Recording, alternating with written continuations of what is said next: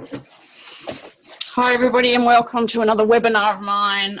This webinar comes from 80 lectures that I have about a various number of topics related to nutrition, and this one's about liver, and I've chosen to put this one up there because it's of interest at the moment. So yeah, we're just going to go through this webinar here about the liver and find more information about the liver, how the liver functions, what the liver does, what things we can use to help and support the liver. So we're going to be looking at liver detoxification. What are the detoxification pathways? And I'll be saying this very simply. Phases of detoxification, and also beneficial and detrimental things to our liver, and ways to support the liver, and also effects of contemporary living and living detoxification. So what does the liver basically do? Really, it produces bile, which is a mixture of water, bile salts and cholesterol, as well as bilirubin. And there's hepatocytes in the liver that also produce bile, which passes through the bile duct. I've had a couple of people starting a gallbladder flush that I have, which is a good way of actually clearing out the gallbladder. I've done the cleanse, my family's done the cleanse, and it's a very easy, gentle way to actually clean out the gallbladder. Of course, you do that, you're going to take the load off the liver.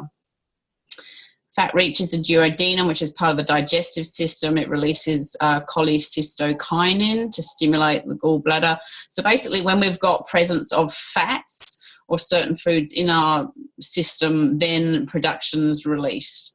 So most of the digestive system works according to the presence of the foods in the system, and once the foods are present, then it starts setting off those enzymes or those reactions or everything in there.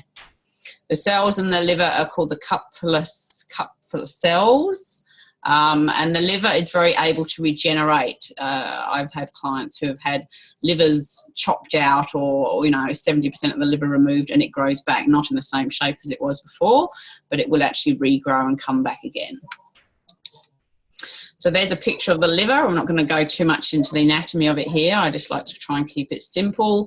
That's basically what it looks like, tucked in there with the stomach. And then you've got the gallbladder, which is the green parts on the side there, and the pancreas. So they're very closely linked together.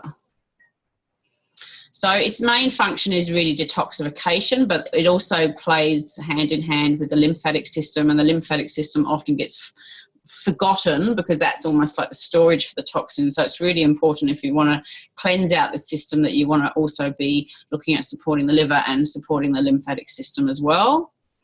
There are two basic steps in detoxification, which we're going to go through, where toxins are basically transformed into fat soluble and water soluble or non-toxic components to be eliminated from the body. Once they're soluble, most fat soluble products will come out through the bowel. Most water soluble will basically come out through the urine, but also not forgetting sweat as well. So if the liver is unable to keep the toxic load, it will become compromised. And of course, if that happens long enough, then there can be issues. You've got stages of liver damage, you've got fatty liver, liver fibrosis, so hardening of the tissue, scarring of the tissue, and then liver cirrhosis, which is basically the cells start to break down and die. So symptoms of toxic liver. So the ones that I ask most are always headaches, fatigue. The question that I tend to ask people is, how do you feel in the morning? Do you feel like you want to bounce out of bed, ready to embrace life and feel, woohoo, what a beautiful day? If you don't, okay, there could be liver issues. Then I would be looking at other things, how do you react to chemicals? How do you react to, do you get headaches? Would be a classic sign for me as well. There's also signs in the body, under the eyes, colouring in the eyes. So there's signs that you can see. There can be congestion, there can be bloating. And remember that the body is an integral part, that everything's interconnected and intertwined. So there's not just one thing that's there. So, one thing that's failing is going to have an effect on the other thing. It's going to put more load on the other things.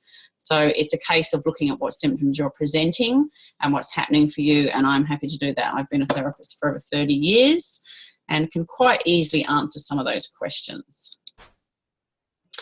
So there's an iris there showing toxicity in the liver and drug deposits in the liver area. So leaky gut. So gut is the biggest issue that can, you know, be closely related to the liver, because the liver is part of the whole digestive system. So if there's gut contents leaking into the bloodstream, that's more pressure on the blood, which is more load on the liver. Continued stress will compromise the detoxification of your body, as we shall discover. So a lot of people have leaky gut or an inefficient gut, and that then, you know, can lead on to having, you know, inefficient liver detoxification. Our bodies basically become more and more burdened with toxins, because the toxins aren't eliminating out of our system. They're just basically building up. Immune system suffers, free radical damage starts to occur, and then we get serious damage to our vital organs and to our body systems. So the detoxification process is referred to as biotransformation. The term used for possible toxins can be things like xenobiotics. So there's 3 types of toxins: enterotoxins, which are potentially toxic chemicals that the gut produces. There's endobiotics, which are parts of they're the waste products of our normal bodily functions. And then exotoxins, which are external toxins, and that's what's in the picture down the bottom there. So biochemical pathways, there's 2 phases to liver detoxification, and I like to keep this really simple because it can get really confusing. There's a phase 1, which has a family of enzymes, and it's called cytochrome P450, and it's called that because there are 450 enzymes that were discovered at that time. I'm sure as we discover more and learn more, there is always more information out there. So you've got phase 1 and then phase 2. So phase 1's more like an enzymatic breakdown. Enzymes will activate and they change things from one thing to another. And then phase 2 is often, you know, so, you know, phase 1's like breaking things down. Phase 2 is like sort of restructuring it so that the body can actually excrete it. Toxins are transformed from non-polar, which means they're not water-loving, lipid soluble, so fat, so, you know, loving, to more polar, to more water loving components, so the body can eliminate it. So here there's some step 1, step 2 of the phase detoxification and some of the nutrients that are required there. So I like to look at this as a phase 1 and a phase 2, and I like to keep it very simple so people understand it. To me, step 1 is like, you know, you walk around your house, you get all the garbage, you put it into the garbage bags. And that's step 1. So picking up the rubbish, bagging it up, getting it ready to go. Stage 2 is very much getting that rubbish and then taking it out of the system, taking it out of the body. So with the hair analysis that I do, so people send me a hair sample, I go through, I look at what issues are happening with what part of the liver. A majority of people tend to have issues with phase 2. So there's, you know, the body's creating the rubbish, it's getting the rubbish, it's putting it in bags, but it's just sort of storing it. And the toxin level is growing, and it's not actually getting taken out of the body. We are exposed to far more contaminants, more pollutions, more pesticides, more drugs, more additives in our diet than ever before on this planet. So we have far more toxin exposure now than what we ever did to. So here you go, phase 1, collecting the garbage, getting it ready. Phase 2, carrying it away. Let's just keep it simple. So I'm not going to go too much in the biochemistry here, but we'll just sort of flick through these slides. So phase 1, when the body's exposed to substances that require phase 1. So basically the enzyme activity comes in. So there are different aspects to phase 1. So there's oxidation, reduction, hydrolysis, hydration, dehalogenation. So if you want to find out more about those, then feel free to Google away. Again, another picture of phase 1, the reactions, the nutrients used. And it's quite easy again to find diagrams about liver detoxification, but this isn't a chemistry lecture. This is just more practical things, which is what I like. So nutrients, what do you need for phase 1? You need your B vitamins, 2, 3, 6, 9, which folic acid is 9, and B12. Also glutathione, certain branched chain amino acids, phosphoflavonoids, which is lots of brightly coloured fruit and veg, and then phospholipids. So at the end of the phase 1, so when the body's gotten the rubbish, it's putting it into the bag, it's either neutralising the rubbish, there can be some excretion through the kidneys or the bile, or it's getting it ready for the garbage man, so it's putting the bins out. So then there's an intermediate process. So basically the molecules break down from phase 1, getting them ready to move into phase 2. Now sometimes these toxins can become more harmful than what they were after they've gone through a phase 1, sorry. So, you know, it's really important that that phase 2 stage is actually working, because some of this rubbish starts to rot, starts to leach out toxins, mess, you know, etc., etc. So things to help the intermediate process, like the middle process, so carotenes, vitamin A, vitamin E, copper, manganese, thiols, so garlic, onions, cruciferous vegetables are cabbage, broccoli, Brussels sprouts. You know, all those foods are very beneficial to all liver functioning. Bioflavonoids, so your berries, your red capsicums, your brightly coloured foods. You know, carotenes are a bioflavonoid, so anything that's orange, yellow, red, purple, blue. Pynogenol can be things found in pine extracts and grapeseed extracts and those things as well. So ascorbic acid, vitamin C, selenium, zinc, coenzyme Q10. Silymarin is St Mary's thistle and green tea, and we'll talk about shortly about things that you can do to support liver. So phase 2, okay, the garbage man's coming and he's carrying this away. Now within this phase 2 there are six avenues, or there's 6 ways or 6 pathways that the rubbish gets carried out. Sulfation, glucuronidation, glutathione conjugation, acetylation, methylation, amino acid conjugation. So we're not going to go into the biochemistry here. You can quite easily research more if you want to know more, but there are 6 pathways. Sometimes if people react to garlic and onions, then there can be an issue with their sulfation pathway. Okay, if people, you know, react to chemicals, so there can be indications as to maybe one of those pathways isn't working as well as what it could be. So the aim really is to get a balance between the phase 1 and the phase 2. So you're getting that the stuff's moving out of the system. You're not getting the toxic intermediates there. Phase 1 often produces free radicals as well. So getting the garbage together, tying it up, you know, can come at a cost, and the cost is creating free radicals. So hence it's really important that we have antioxidants, which is another lecture that I've got there as well. So you can have antioxidants. You know, we need to be having a lot of antioxidants in our diet so we can actually help to keep these toxins at bay. So this is why some people can feel worse when they do a detoxification process. As I mentioned before, the gallbladder flush, that's a 7-day process. You just basically go through that 7-day process. And then, you know, sometimes if people do a 24-hour gallbladder flush, they can actually feel worse. And that's part of that. So I'm not a great one for tablets. I would never recommend you go into a whatever shop and buy a little box with a liver detox, you know, like it's something that you ideally want to sort through and make sure that you've got a balanced detoxification process happening.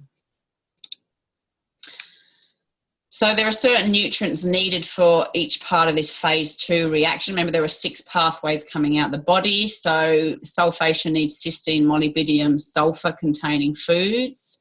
It's induced by cysteine and taurine. Glucuronidation needs glucuronic acid, again, amino acids. So fish oils and limonene-containing foods will help with that. This will all be summarised at the end, not so much the big crazy words, but what's good for the liver. So glutathione conjugation needs glutathione, B6, B2, selenium, zinc, glutathione precursors, also brassicas, limonene, caraway oil. So basically what the body's needing is needing nutrients, and it's needing minerals and amino acids to actually allow these reactions to occur and allow the body to be able to eliminate, which is why it's really important that you are eating a good, adequate diet containing a lot of vitamins, minerals and antioxidants, and a good, you know, broad spectrum protein food sources.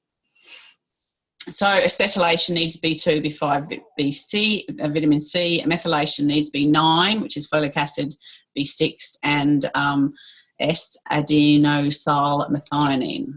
Just leave it at that. And then you've got your amino acid conjugation. So it needs glycine, taurine, glutamine, arginine, orthonotine, which is all amino acids. It's also induced by lipotropic nutrients, and these are just other types of nutrients. Choline, betaine, B9 and B6. And then other amino acids there. I'm not going to say too much because it can be pretty overwhelming. Okay, so imbalances, so signs, clinical signs that you'll see if there's a phase 1 imbalance, multiple chemical sensitivity, so the body's actually not getting the rubbish and getting it into bags.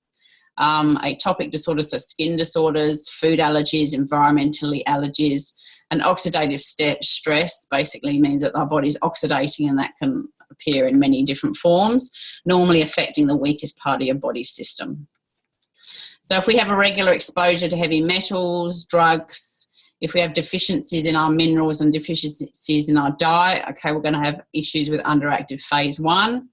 This leads to increased susceptibility to toxins. Conversely, if there's an inhibition of phase 1 by foods and botanicals, the enzymes can become overreactive and increase the toxic burden. So it's always got to be balanced. Life is always about balance. This can increase the load on phase 2. It's like the rubbish is backing up, and it's like pressure, you know. Chronic overactivity phase of phase 1 that is not balanced can be a cause of carcinogenesis, which basically is cancers. So things that will inhibit phase 1, these are just medication. I'm not going to read all these. Basically medication, you know, when you take a lot of medication, it will actually decrease kidney and liver functioning, and this is one reason why, because it inhibits phase 1. Turmeric, cloves, capsicum and calendula can inhibit phase 1 too. So aging, toxins in the gut, carbon monoxide, lacking in essential fatty acids, so not getting enough good oils.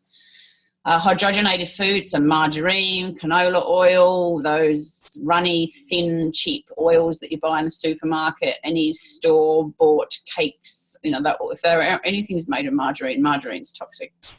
Also deficiency of iron, magnesium, molybdenum, niacin, thiamine, vitamin E, A and C. Heavy metal toxicity, which is something I test for with the hair as well, and also too much sugar.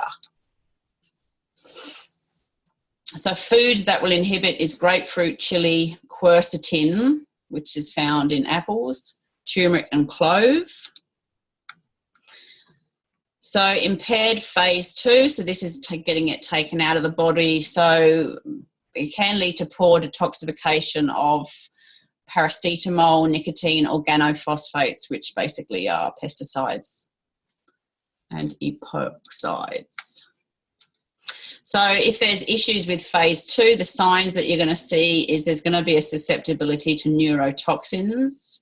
And neurotoxins are in every single food, food flavouring, all MSGs, a neurotoxin, and aspartame, so artificial sweeteners are extremely toxic. So if you've got issues with phase 2 and you're taking artificial sweeteners, that's not working very well for your physical body. It will also lead to poor detoxification to the transmitters. It's going to have estrogen issues, so hormonal issues. You're going to have more susceptibility to certain medication that you're taking. There's an increased risk of Parkinson's disease, Alzheimer's, and rheumatoid arthritis.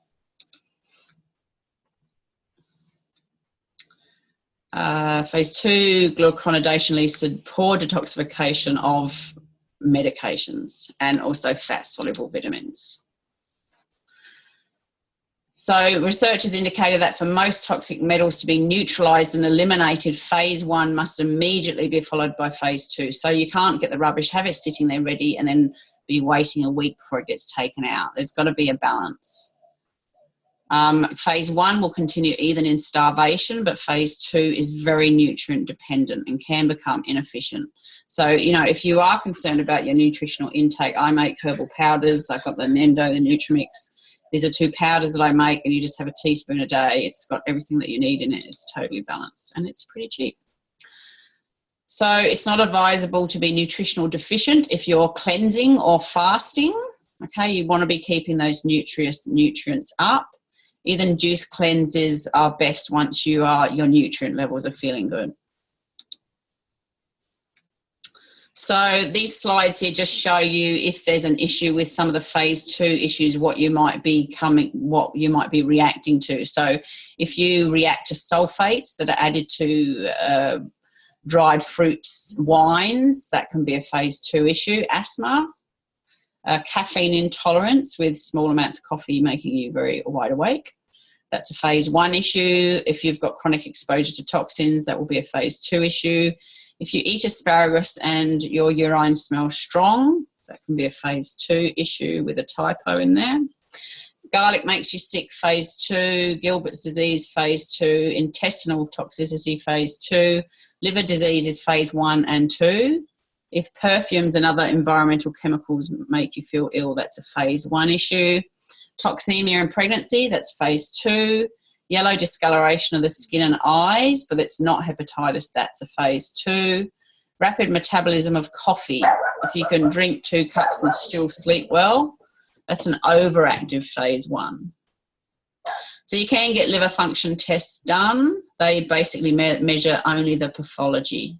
So I very much look at what the symptoms are that you're presenting with and then basically go with that. So yeah, there are tests that you can do. You can quite easily find out about that. That's what your liver function test is going to look like. So let's get to the juicy stuff. What support can you do for the liver? So the first thing is making sure that you've got lots of adequate nutrients, vitamins and minerals. You want to be eating a lot of antioxidant foods, all the colours. So the brighter the colour of the food, the better it is. So red quinoa is red, and then you've got white quinoa. There's more colour in red, so red has more antioxidants in it. You want to be getting your B vitamins, calcium and trace minerals are also very important, and to help eliminate your heavy metals. There are supplements like choline, betaine, methionine, B6, B9, B12. These are all basically help the liver, they help the fat, and they help everything keep flowing. Again, these are quite easily from food. I'm not one to advocate supplements. You know, you can quite easily obtain this from food. And then we've got herbs. St. Mary's thistle is probably the best one. That will actually rejuvenate liver cells. Barberry is also a very good herb. Greater celandine, dandelion root. The dandelion leaves often better for the kidneys and the roots more root orientated. Phyllanthus, that's not a common one I use. Schisandra, the 5 tastes herb, Chinese herb, and then Buplorum, another Chinese herb. So in summary, high phase 1 needs lots of antioxidants, nutrients, vitamin C, E, beta-carotene, zinc and selenium, and this helps reduce the excess production of free radicals and the subsequent secondary tissue inflammation. So you've got to make sure your nutrients are high, make sure you've got your B vitamins.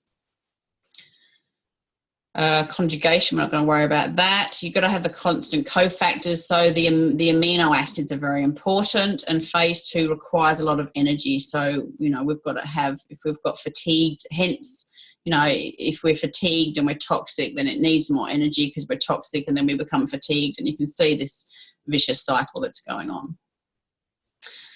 So liver heat, in Chinese medicine, liver's related, you know, there is a liver heat, and with that comes redness, hotness, so a red face, dry red eyes, red tongue, splitting headache, like there's lots of heat. Insomnia, low back pain, weak legs, high blood pressure, indigestion, constipation, you know, things are hot and they're drying up, fast pulse. So liver also relates to anger. So behaviours that you're going to see, you know, impatience, people are explosive, they shout, they're arrogant, they're rude, aggressive, violent, you know, all these angry sort of signs is a liver sign as well. So when I first created my gallbladder flush, I created it because I was feeling very resentful. So gallbladder relates to resentment, and resentment is unresolved anger. So it's anger sort of that turns in on itself and is stored. So the liver's anger, gallbladder resentment. So in Chinese medicine, what you're looking at with liver heat is basically you want to start cooling the body down. So eat less, eliminate foods which harm or obstruct the liver. So hydrogenated fats, too much fat, mammal meats, margarine, too much nuts, seeds, prescription drugs, chemicals, and then all sugars and refined and processed foods. But ideally, you'd want to be doing that anyway. And then there are herbs that will stimulate. They're pungent foods, pungent spices. So onion, turmeric, basil, mustard, cardamom, cumin, lemon balm, rosemary, mints, angelica. So for liver stagnation, in a lot of food therapy, you know, beets, taro, sweet rice, amasaki, strawberry, peaches, cherries, chestnut, pine nuts, brassicas. So too much spicy food. So chili is very pungent and very spicy, and there's already heat there, so you don't want to add more heat. So raw foods are very cooling. Raw foods, sprouted grains, beans, seeds, fresh fruit and veg will all help liver flow. Fruits are very cleansing, and vegetables are very building. And of course, when you eat them raw, you've got all the enzyme activity, but that's another webinar. So smooth emotional and physical energy is necessary. Okay, we all know problems with digestion. Digestion and stress are the biggest two issues we have. So grains, legumes, complex carbs are good for long-term liver happiness. If there's depression, then, you know, use honey sparingly and ideally no sugar at all. But you can mix honey and apple cider vinegar. That's very good together. So use other sweeteners. If you're using artificial sweeteners, try some other things, stevia, molasses, rice syrup. Yeah. So bitters will also stimulate liver function and stomach function. So it will increase the gastric juices that are being produced in the body. So dandelion, baplurum, chenpea, chaparral, St. Mary's, Oregon mountain grape, chamomile, bog beans, greater celandine, like all these herbs are very good at doing that. I do make a bitter tonic, and you basically have about 5 drops a day, and that's actually going to stimulate liver function, stimulate the gut, stimulate, you know, digestive functioning, basically. And there's some, you know, lemon balm, peppermint, chamomile are also mild liver tonics as well. Peony, licorice, turmeric. There's some Chinese ones. So because liver's hot, you want to cool it. Mung beans, sprout, celery, seaweeds, lettuce, cucumber, watercress, tofu I'm not a great follower of, millet, plum, chlorophyll food. So liver is red and it's hot, so that you ideally want green foods. So dark green, the darker green the better. Green cools the red. Mushrooms, rhubarb, radish and daikon. That's the picture of the daikon radish. That's one of the highest enzyme containing foods. Good idea to eat it regularly. So if you want to build liver, then basically you want to have things that will tonify. So mung beans, sprouts, chlorophyll, cucumber, seaweed, watercress, plums, flaxseed oil, borage oil, blackcurrant seed oil. All of these will help increase liver function. And then foods you've got to act as a tonic include spirulina, chlorophyll, rich foods, dark grapes, blackberries, huckleberries, raspberries. So berries are very good, molasses, gelatin, dong quai, yellow dock, danshen, romania, peony. So these are all herbs. If you want any herb help, I can help you. Liver wind, so that's, you know, symptoms that are often changing. So then you've got celery, basil, fennel, ginger, pine nuts. I'm not going to read them all out. You can see them there. So those are things that are going to help with that. And we're getting close to the end now. So things about liver rejuvenation, you know, chlorophyll foods, cereal grasses, microalgae, spirulina, chlorella, so that in all my nutrient mixes. Feel free to inquire about them. You know, they're just so easy to take. Everything's in there. If I find myself feeling flat, then I will start taking my powders again, and it will just help me give that lift. So anything green, as I said, green will start reducing the red heat. So watercress, alfalfa, collards. So for depleted malnutrition, you know, goat's milk, spirulina, fish gruel, soups and congees, bone broths, all that sort of stuff. So that's all. So I will talk to you later when I talk to you later. So thanks very much for listening to my webinar about the liver. As I said, this is one of 80 course classes that webinars that I have, all about nutrition, and I will be looking to get them up online and happening. If you have any questions or you want to know more about stuff that I do, then just go to www.louiseplant.com.au. You should be able to, there's some links on my YouTube channel. Otherwise, you have a fantastic time. Make sure you get some greens into you and start looking after that liver and get it functioning. Yeah, also, if you want any one-on-one therapies or help or support, just contact me and we can do distance. In this age of amazing technology, now we don't need to be present. So there's lots that can be done. So you have a fantastic time and we'll see you in the next webinar. Thanks. Bye.